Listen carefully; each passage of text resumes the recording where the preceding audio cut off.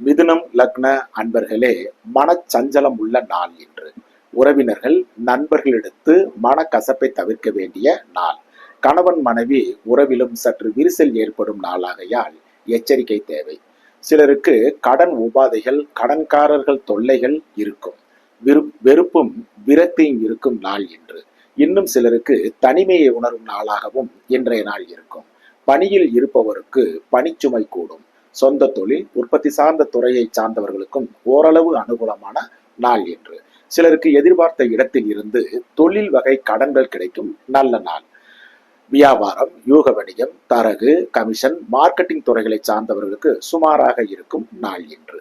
கடகம் லக்ன அன்பர்களே, மன மகிழ்ச்சியுடன் இருக்கும் நல்ல நாள் என்று.